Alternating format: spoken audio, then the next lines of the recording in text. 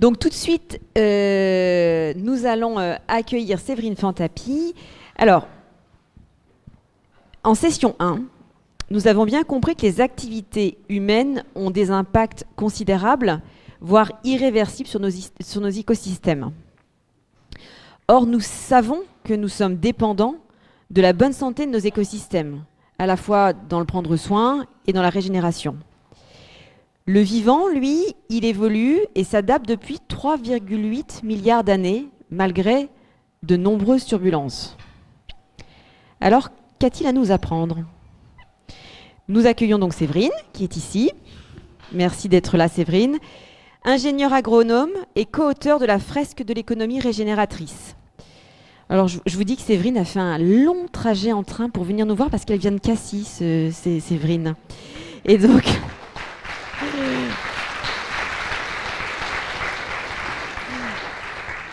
Et donc, merci beaucoup d'être venu jusqu'à nous pour échanger sur ce sujet fort important.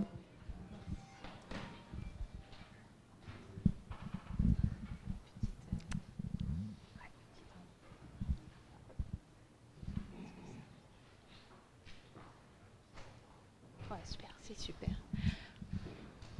Bonjour à toutes et tous.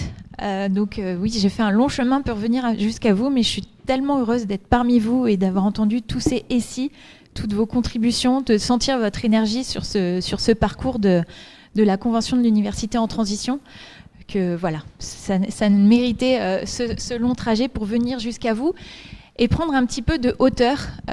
Déjà, vous avez fait un petit récap de ce que vous avez vu sur les 2 premières sessions et on va continuer à prendre un petit peu de hauteur, voire beaucoup. Et on va se poser une question qui est aujourd'hui comment nous gérons notre maison commune que nous voyons là à l'écran. Donc là, c'est comme si on était dans la mission Apollo 17 en 1972 quand on a vu pour la première fois notre bille bleue, notre maison commune à tous. Une petite bille qui est la seule à avoir la vie, jusqu'à preuve du contraire, dans un univers sombre et froid. Et pourquoi on va se poser la question de comment est-ce qu'on gère cette maison commune ? On va faire un petit tour du côté de l'économie. C'est l'étymologie, c'est la gestion de la maison. Et en particulier, on va regarder de quelles ressources on a besoin pour créer de la valeur économique aujourd'hui. Et j'ai amené ce petit objet dans ma valise que j'ai emprunté à mes enfants, petit jouet en plastique dont je prolonge la durée de vie aujourd'hui, en vous interrogeant en fait. Vous allez pouvoir participer à la session. Si on dit que ce dernier anneau, c'est le résultat de la création de valeur aujourd'hui, la création de valeur économique, à votre avis, c'est quoi comme type de ressources, de résultat de la création de valeur, c'est quoi ce type de capital ? Qu'est-ce qu'on cherche à créer aujourd'hui quand on est une entreprise ? On cherche à créer, à générer de la valeur économique, à avoir un capital financier. Et pour arriver à ça, on a besoin de quoi en fait ? C'est quoi le capital qui est juste en dessous, qui est nécessaire ? La main-d'œuvre, ouais. Des outils de production, ouais, effectivement. On a besoin d'une organisation et de machines, d'outils qui nous permettent de générer cette valeur économique, ce capital financier. Ça va être le capital productif.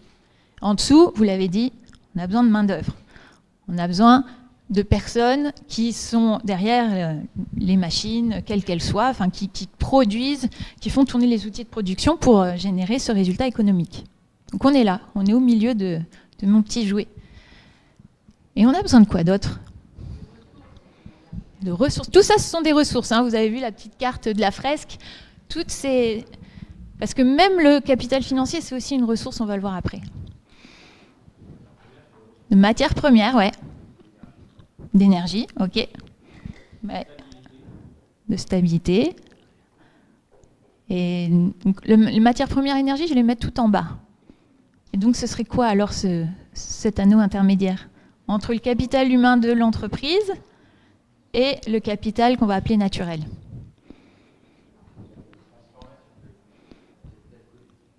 Ouais. C'est ça, le capital sociétal en fait, les infrastructures et toutes les personnes qui sont en dehors de l'entreprise mais qui existent sur cette maison commune. Et dans ce capital naturel, vous avez parlé de matières premières et d'énergie, mais vous voyez que la carte que je sors, c'est les services écologiques. Parce que c'est ce vivant non humain qui nous permet d'avoir des matières premières, souvent, qui soient vivantes encore ou qui étaient vivantes il y a quelques millions d'années. Les énergies fossiles, c'est du vivant d'il y a quelques millions d'années, qui régulent le climat, l'eau, etc. Vous avez dû voir ça en première session. Donc là, notre petit papillon, il rend quel service, par exemple? Il pollinise, et donc il participe à nous nourrir. Juste. Donc pour arriver à créer de la valeur économique, finalement, on arrive à cette représentation qui vient du Stockholm Resilience Center. C'est qu'à la base, on a besoin d'un capital naturel en bonne santé pour nous permettre à nous, Homo sapiens, d'exister et de constituer une société humaine. Et donc, dans ces sociétés, on a des relations humaines qui sont importantes pour l'économie, mais au-delà de l'économie. Et on a aussi des tas d'infrastructures, notamment dans la carte infrastructure, il y a aussi les universités qui transmettent le savoir et qui permettent d'acquérir des compétences. Donc vous êtes clés ici dans ce capital sociétal. Donc ce capital sociétal, il permet d'avoir des personnes en bonne santé grâce au système de santé, compétentes grâce au système d'éducation, d'enseignement supérieur et de recherche, donc qui peuvent faire tourner les machines et qui permettent de générer du résultat. Donc on voit bien cette dépendance de tous ces niveaux et de la bonne santé de tous ces niveaux pour arriver à générer ce résultat économique. Et ce résultat, on a l'habitude de le redistribuer, de réinvestir dans notre capital productif. On prend soin de notre outil de production pour qu'il continue à générer du résultat. C'est assez logique et on en prend soin. Vous voyez, c'est les flèches qui descendent. On réinvestit aussi, ou on partage la valeur avec le capital humain de l'entreprise ou de l'organisation, à travers quoi notamment? J'ai entendu salaire, c'est ça? Ouais. Première des choses, c'est que une partie du résultat de la création de valeur revient sous forme de salaire aux personnes qui travaillent. Mais on peut aussi faire de la formation, du team building, du développement de compétences et du bien-être au travail, etc., plus ou moins en fonction des organisations. On a une flèche qui redescend aussi au capital social, les impôts. Effectivement, on ne les voit pas toujours comme ça, mais c'est une façon de redonner au territoire une partie du résultat qu'il a permis de générer. Si on n'est pas évadé fiscal, en tout cas. C'est peut-être une façon un peu différente d'appréhender les choses, de conscientiser quand on va payer ses impôts. C'est d'être fier de redonner une partie de ce qu'on a réussi à produire au territoire qui nous a permis de le générer. Mais qu'est-ce que vous notez sur cette représentation ?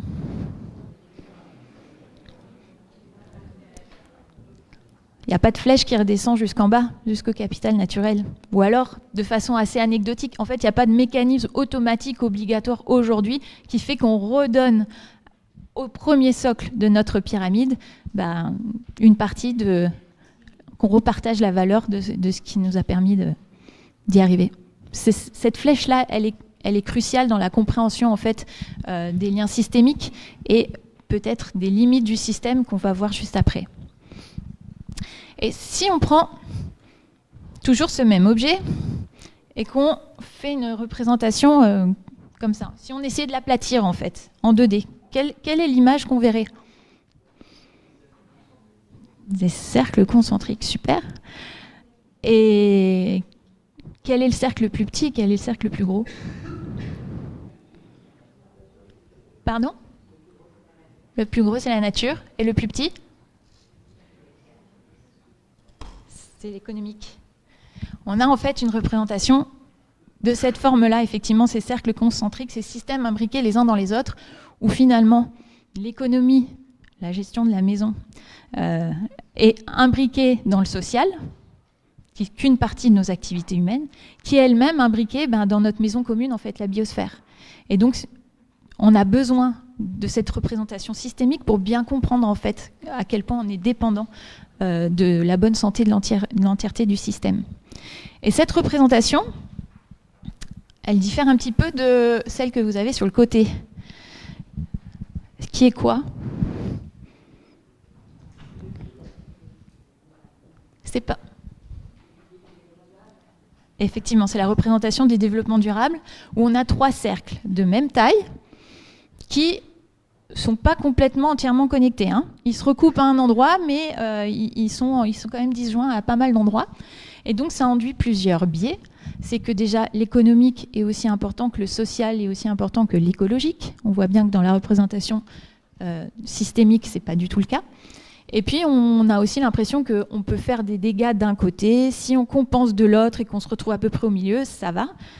Dans la représentation systémique, on voit bien que si on fait des dégâts, bah, c'est l'ensemble du système qui est impacté. Et ça change complètement la donne sur notre façon de gérer la maison. Et cette représentation, vous savez de quand elle date ?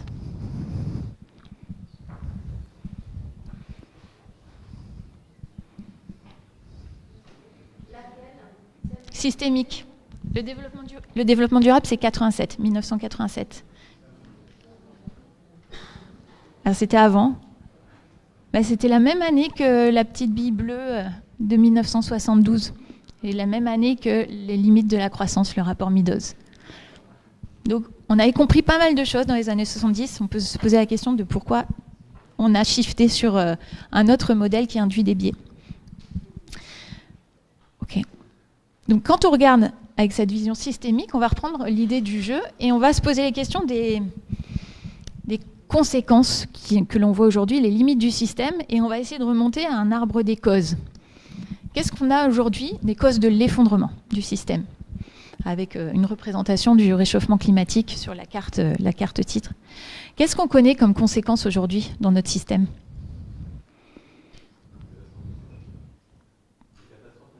Catastrophes naturelles qu'on représente avec le dépassement des limites planétaires et en particulier la 6e extinction du vivant, à un rythme 100 à 1000 fois supérieur au rythme naturel.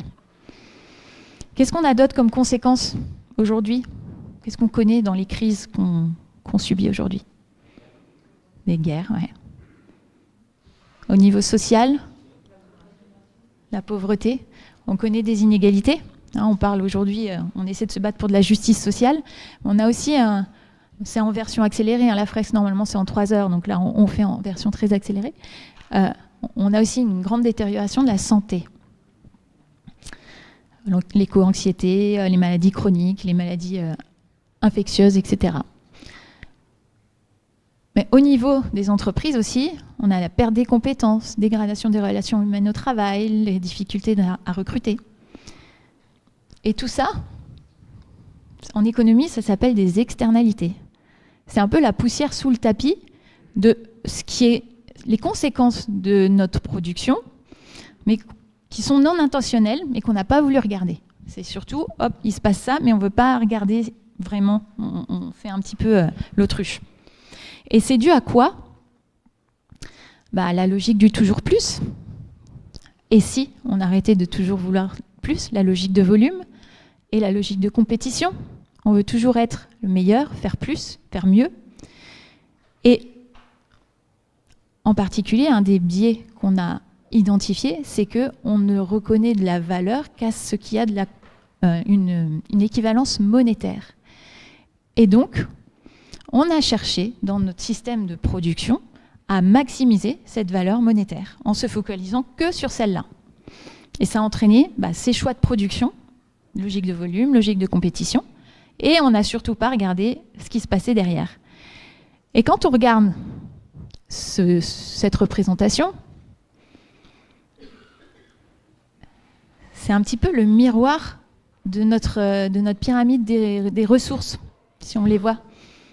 On a des ressources de capital naturel, le capital social, le capital humain, le capital productif, le capital financier, et en ne voulant se focaliser que sur ce capital financier avec des choix de production, on entraîne des conséquences sur le capital humain de l'entreprise, sur le capital social plus global et sur l'effondrement du système Terre, le dépassement des limites planétaires.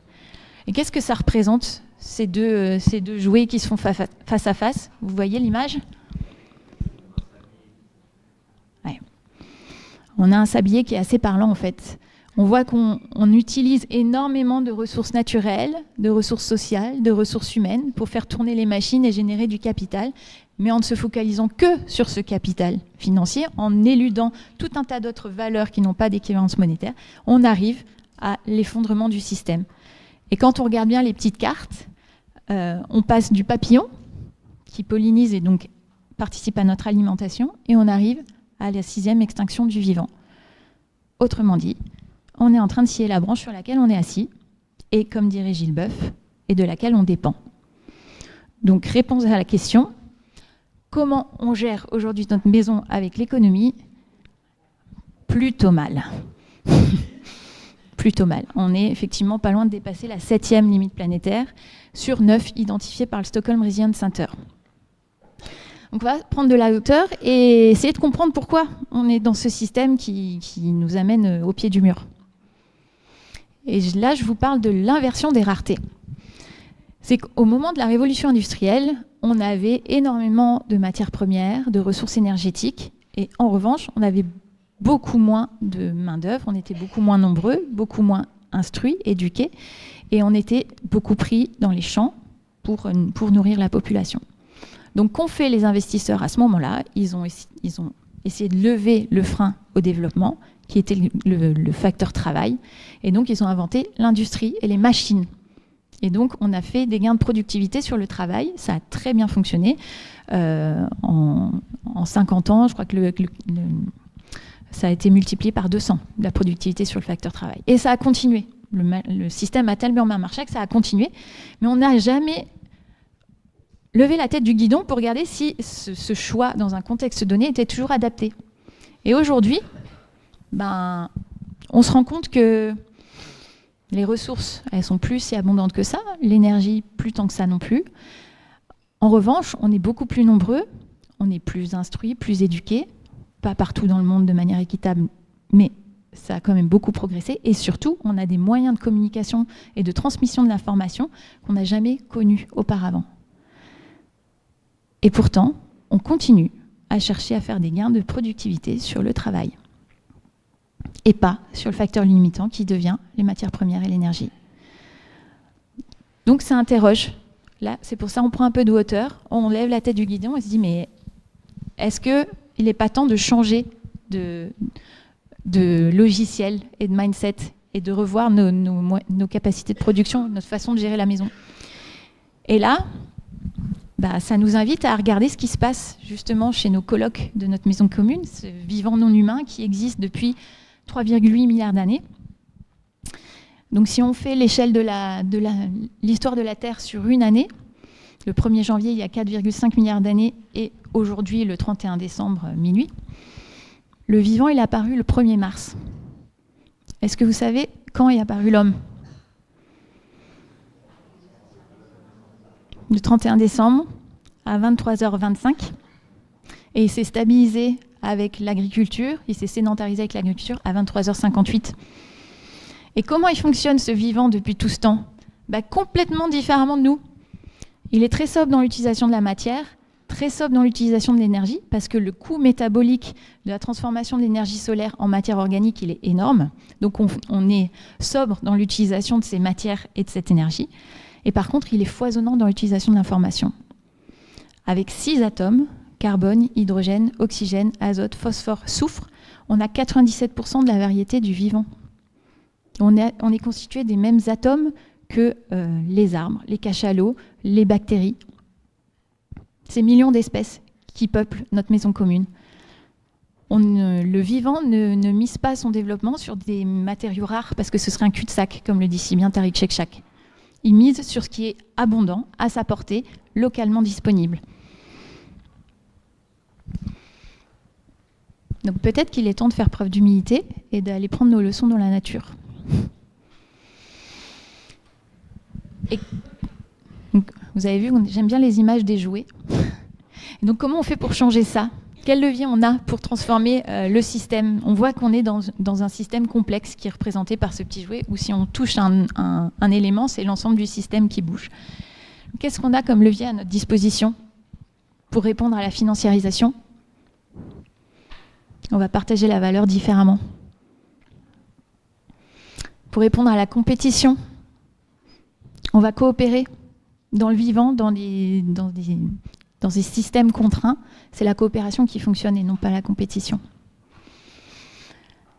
Et bien, on va adopter une vision écosystémique en prenant en compte l'ensemble des externalités. Et ne plus regarder, ne plus laisser la poussière sous le tapis, mais vraiment la regarder et pouvoir détecter nos externalités négatives et aller chercher des externalités positives.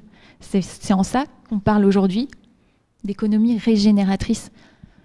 L'état de la planète et de nos maisons communes est tellement dégradé qu'on ne peut pas se contenter de simplement réduire nos impacts négatifs. On va réduire nos impacts négatifs au minimum incompressible, mais on va chercher à générer des impacts positifs et à régénérer ce vivant humain et non humain. En régénérant le vivant humain dans nos organisations, les personnes qui travaillent et qui font fonctionner les outils de production, ils sont clés, bien évidemment. Mais on va chercher à révéler leur plein potentiel.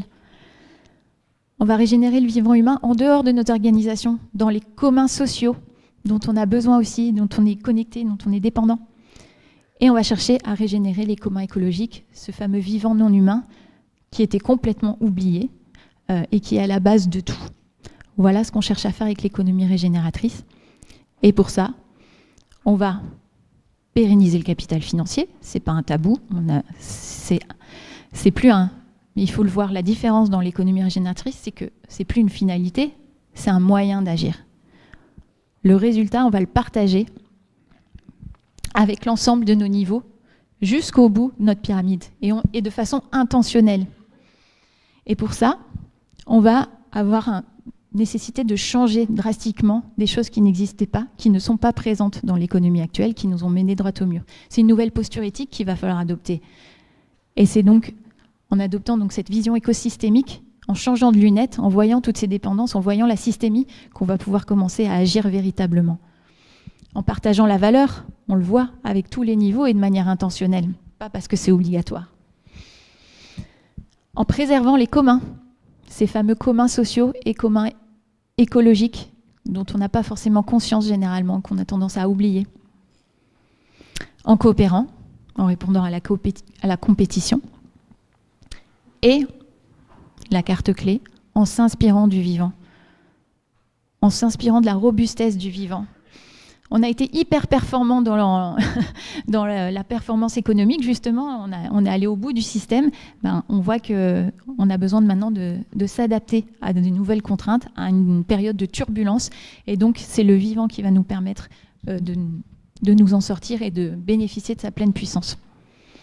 Et en ça, il faut questionner des schémas mentaux. Et sur cette carte, on questionne 2 schémas mentaux.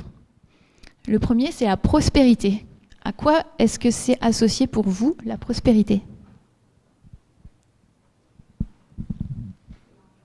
L'argent, ouais, l'accumulation de richesses.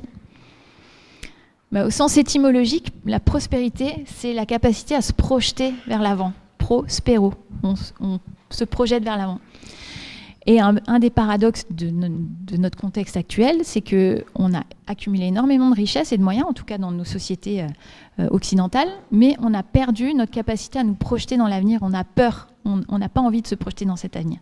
Et tout l'objectif, ça va être justement, c'est et si on pouvait construire autre chose et le faire véritablement. C'est ça, avec de la joie et de l'entrain, on va y arriver. C'est un moteur beaucoup plus puissant que la peur, qui nous paralyse. L'autre schéma mental,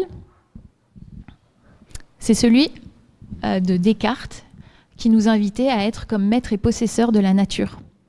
En son temps, ça faisait sens, il y avait des épidémies, on ne mangeait pas à sa faim, et donc on a mis en place des technologies pour maîtriser le danger de ce qu'on ne contrôlait pas à l'époque. On ne questionne pas, on ne juge pas. Mais on est resté ancré avec ce schéma de essayer toujours de contrôler ce qui n'est pas contrôlable. On a toujours cette tendance de maîtrise. Alors, le surfeur, est-ce qu'il contrôle ou maîtrise la vague? La vague, elle est là, que le surfeur soit là ou pas. Et quoi qu'il fasse dessus, ça ne changera rien pour la vague. Sa pleine puissance sera là. Ce que contrôle le surfeur, en revanche, c'est ses gestes, c'est sa posture.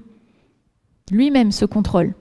Et il contrôle sa planche, qui est en fait sa technologie d'interaction avec le vivant. Donc, l'invitation, c'est à ne plus chercher à contrôler le vivant, mais au contraire, le laisser foisonner, le laisser s'adapter, le laisser être imparfait et sous-optimal, comme Olivier Hamon vous l'a si bien exprimé, parce que c'est comme ça qu'il va être vraiment le plus puissant et qui va nous permettre de bénéficier de sa puissance. C'est comme ça qu'il fonctionne depuis 3,8 milliards d'années. Donc, laissons-le faire, laissons-le foisonner et tirons parti de cette pleine puissance en nous contrôlant nous-mêmes et en contrôlant notre technologie. Voilà l'invitation à une nouvelle relation au vivant qui va être, prenons soin de ce vivant. On a vu qu'on en est dépendant. Alors, pour l'Académie française, prendre soin, c'est pourvoir au bien-être et au confort d'un être vivant. Et je vous rappelle la permaculture, qui est une éthique du soin, qui est bien plus large que l'agriculture. L'éthique de la permaculture, c'est prendre soin du sol, prendre soin des hommes et partager équitablement. Donc la permaculture, ça date des années 70, encore une fois. Je crois qu'il est temps qu'on revienne un petit peu en arrière et qu'on se projette, grâce à ces acquis, vers de nouveaux horizons. Donc prendre soin, c'est aussi participer à la santé. Et la santé, pour l'OMS, c'est un état complet de bien-être physique, mental et social. Un petit rappel. L'employeur est tenu par la loi, par le Code du travail, d'assurer la sécurité et de protéger la santé physique et mentale des travailleurs. Donc on a une responsabilité dans le travail, dans cette gestion de la maison, dans l'économie. On a aussi cette responsabilité de prendre soin, qu'on a souvent oublié. Donc, une nouvelle façon de gérer notre maison commune, elle va se rapprocher, quelque chose qui va vous parler, de la santé commune, qui est un autre ouvrage dont Olivier Hamon a participé, que je vous invite à lire, ce manifeste pour une santé commune, et qui nous invite à repenser, comme nos différents niveaux là, à une bonne santé des milieux naturels qui permet d'avoir une bonne santé sociale et donc une bonne santé des personnes et donc avoir une économie qui fonctionne bien. On va devoir, pour ça, repenser nos décisions, se mettre d'accord sur un socle commun de valeurs et repenser aussi le droit pour faire véritablement commun. La santé commune comme nouveau paradigme, prendre soin, ça va être une clé. Et en tant qu'université, je vous partage une citation qui est justement dans le manifeste pour une santé commune, qui vient de la présidente de Harvard en 2007. L'essence de l'université est qu'elle est responsable envers le passé et l'avenir, d'une manière qui doit, entrer en conflit avec les demandes du moment. Les universités, par nature, nourrissent une culture de turbulence et même d'indiscipline. Et si Et si c'était possible? Et donc, la question, comme vous dit invité Mathieu Baudin en première session, c'est quel est le cap, quel est le futur désirable pour l'Université de Rennes? Et comment l'Université de Rennes pourrait contribuer à une santé commune? On revient avec le petit jouet, toujours. Mais là, pour l'université, c'est peut-être pas la finance capitale la résultante de la création de valeur. Ça va peut-être plus être le savoir et la connaissance. Mais comment est-ce que ce savoir et cette connaissance va être utilisé pour régénérer les personnes qui font ce savoir et cette connaissance dans vos murs? Comment est-ce que ces savoirs et ces connaissances vont contribuer à une meilleure santé des communs sociaux?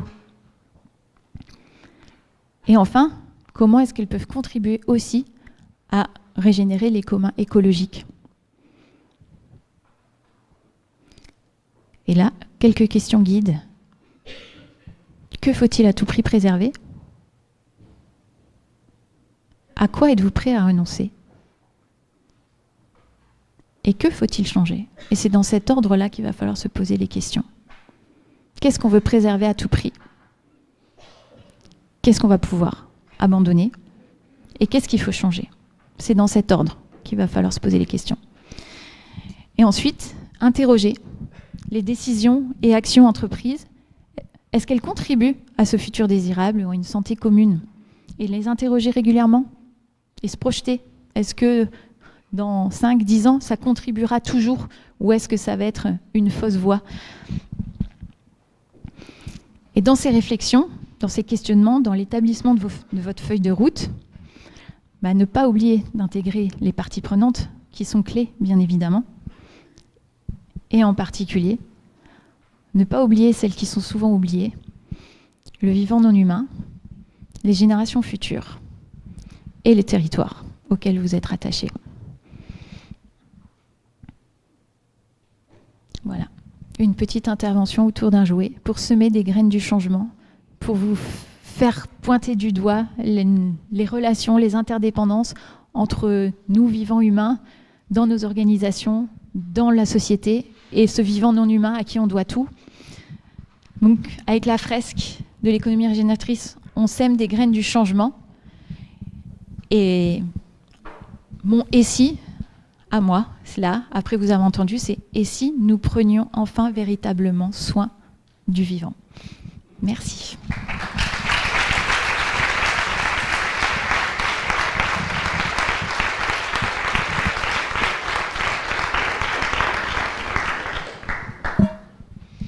Merci beaucoup. Merci Séverine. On a une dizaine de minutes pour des questions-réponses.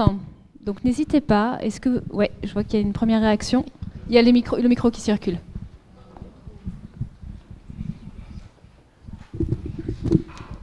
Déjà, merci beaucoup. Sur une slide qui devait être à peu près au milieu de la conférence, à propos de l'économie génératrice, tout en haut, c'était quelque chose comme pérenniser le capital financier, quelque chose comme ça. Qu'est-ce qu'on entend par là et en pratique, comment est-ce qu'on peut le mettre en place? Merci. Alors, pérenniser le capital financier, ça veut dire que déjà, il faut être en bonne santé économique pour avoir les moyens d'agir. Et c'est surtout qu'il ne s'évapore pas, ce résultat économique, auprès d'actionnaires et qu'il disparaisse du réel, mais qu'il soit véritablement là, sur le compte en banque, dans les fonds propres de l'entreprise, et qu'il soit redistribué au capital humain de l'entreprise, aux communs sociaux et aux communs environnementaux. C'est ça, pérenniser.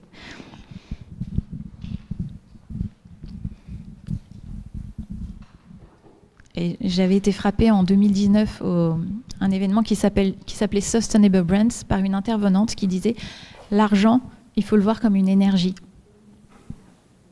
C'est un flux, c'est pas une finalité. Et c'est ça qui va faire la grande différence. On en a besoin comme monnaie d'échange, comme permettre des flux, mais c'est pas la finalité. »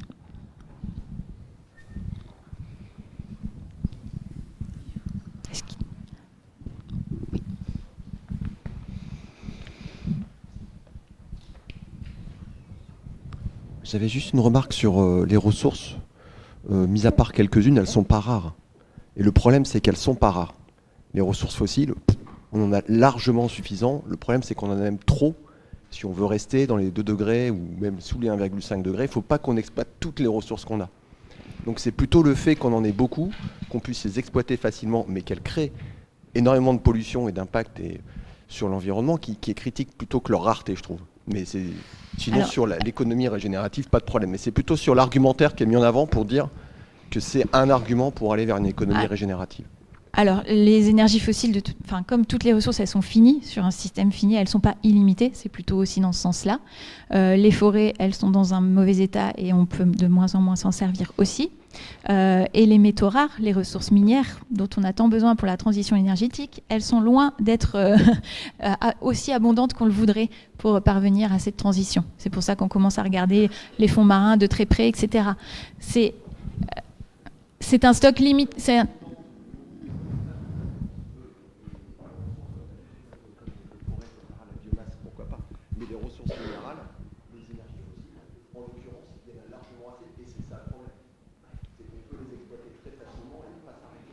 Très facilement, j'irai pas jusque-là.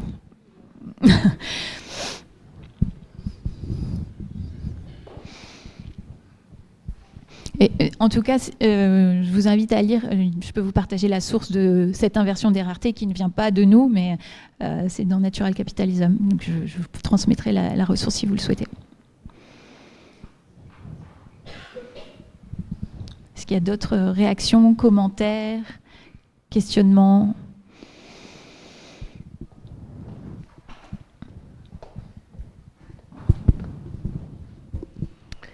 Merci beaucoup pour votre présentation.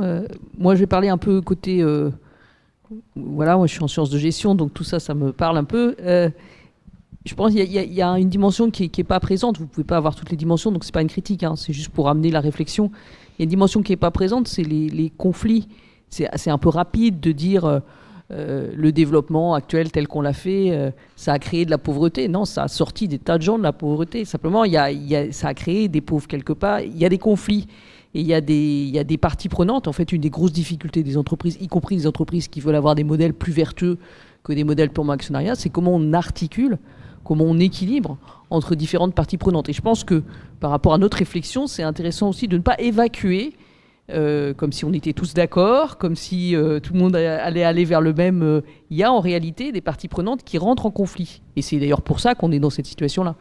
Parce qu'il y a un conflit entre, on va dire, le profit et l'utilisation des ressources naturelles, mais beaucoup plus largement, il peut y avoir des conflits sociaux à l'intérieur. Enfin voilà, il y a cette dimension-là plus conflictuelle que quelquefois on se le représente. Mais c'est pas une critique, hein, c'est juste pour apporter une petite couche de plus. Voilà. Bien sûr.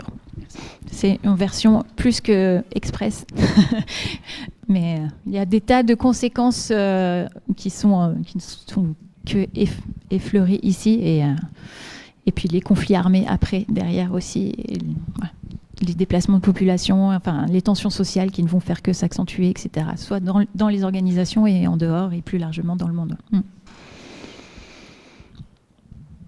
Il y avait une autre question. Oui. Bonjour, merci. Moi, je voulais un peu dire la même chose. Il y a pas de...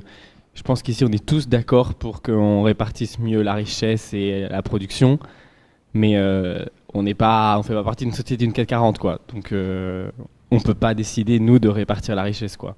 J'ai l'impression que le combat, il est plutôt dans le rapport de force, quoi. Alors, est-ce que vous avez entendu parler du triangle de l'inaction ? C'est un triangle avec les politiques, les entreprises, les citoyens. Et chacun dit, moi, si je bouge, de toute manière, ça ne changera pas. C'est pas moi qui ai les clés. Et en ça, on ne sort jamais de ce triangle-là. Donc l'idée, c'est de commencer à poser des choses, expérimenter, faire de la comptabilité triple capital, qu'il y ait des grosses boîtes qui commencent à montrer qu'il y a le dividende écologique. La Maïf donne 10% de son chiffre à des projets de renaturation ou de préservation de la biodiversité.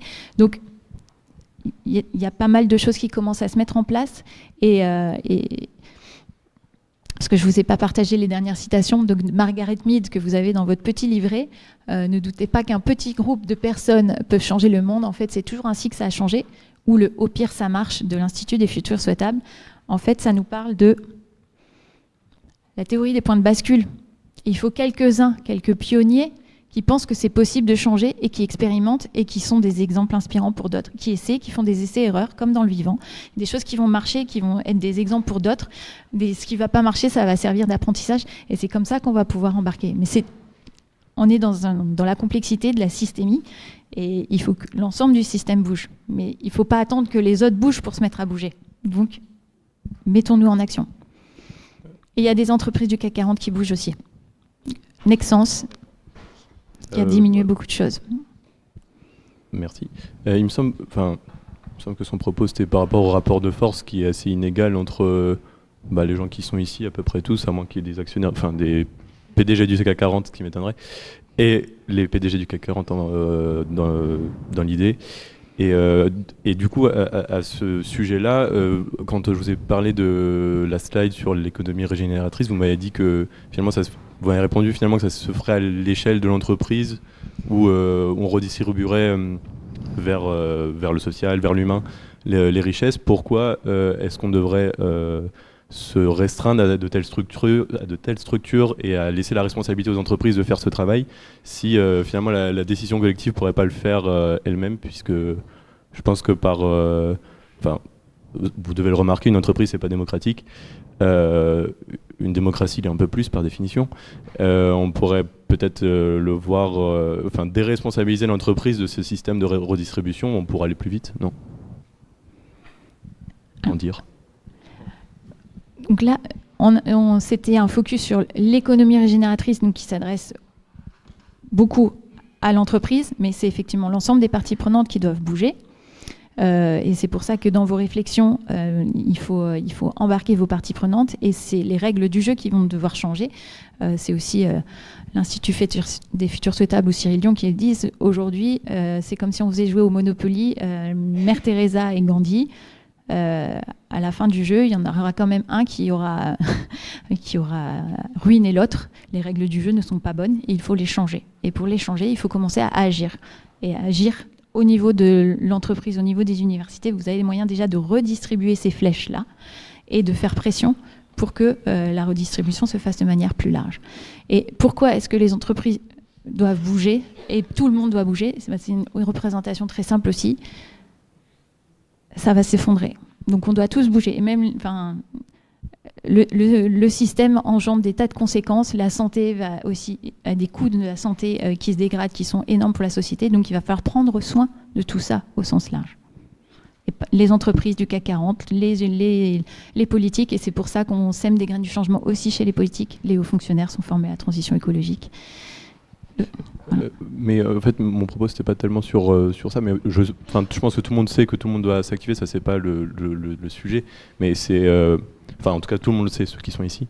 Est-ce que on a vraiment besoin, c'est un peu la même question qu'avant, mais est-ce qu'il n'y a pas des structures telles que les entreprises qui pourraient ne pas se rendre compte ou être simplement dépassées ou ne pas le vouloir par pure ambition capitaliste finalement. Est-ce que et donc cette idée d'économie régénératrice, ferait reposer sur eux l'idée de redistribuer. Et donc mon propos c'était pourquoi intégrer des acteurs qui ne sont pas forcément favorables ou pas forcément à même de mener cette lutte par rapport à ce dessin-là d'effondrement.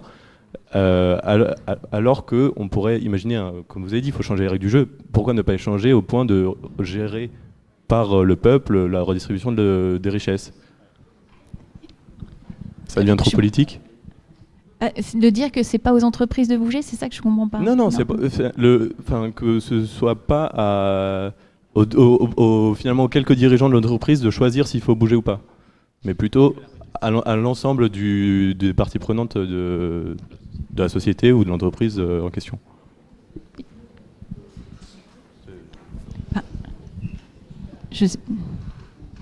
Moi, je crois que ça rejoint bien, il me semble, ce que tu disais aussi, Hélène, sur la dimension de rapport de force et de cette question de comment il ne faut pas qu'on soit naïf sur le fait qu'il y a des rapports de force, que les conflits entre les acteurs, ils existent, mais même au sein de nous-mêmes. Je veux dire, on est tous pris aussi dans des injonctions contradictoires, c'est pas facile. Et je vois ce que tu veux dire sur le fait de mettre à la table des négociations des gens qui n'ont pas envie forcément d'atteindre le même objectif. Ça, et du coup, ça pose la question effectivement de politiser ces enjeux-là au sens de toutes nos actions sont politiques, au sens de ce sont des choix qu'on fait. Et voilà, c'est pas simple, c'est compliqué. C'est compliqué dans une université d'ouvrir ces questions-là, mais je pense que c'est dans ce sens-là que j'entends la réponse. En tout cas, il n'y aura pas de croissance dans un monde effondré. Ça, c'est aussi Christophe Samples qui travaille sur ces questions depuis très longtemps qui le dit. Donc, quand on dit les entreprises ont un poids fort, c'est que de fait, ils font qu'ils réagissent parce qu'ils ne vont pas pouvoir survivre et l'ensemble du système doit changer. Mais c'est pas simple parce que la théorie du changement, c'est d'aller chercher bien en dessous de la ligne de flottaison ce qui est invisible et de ne pas se cantonner à regarder et à être en réaction à des événements, d'aller questionner les schémas mentaux. Et c'est pour ça que je vous en ai questionné 2. C'est qu'est-ce qui nous rend heureux, qu'est-ce qui fait de la reconnaissance sociale aujourd'hui, et tout ça, en fait, qu'il va falloir questionner. Mais voilà, c'est pas une mince affaire, sinon on ne serait pas aussi nombreux à se réunir longtemps et à sécher les cours pour ça. Merci. Merci beaucoup, Séverine. Un grand merci pour ton intervention.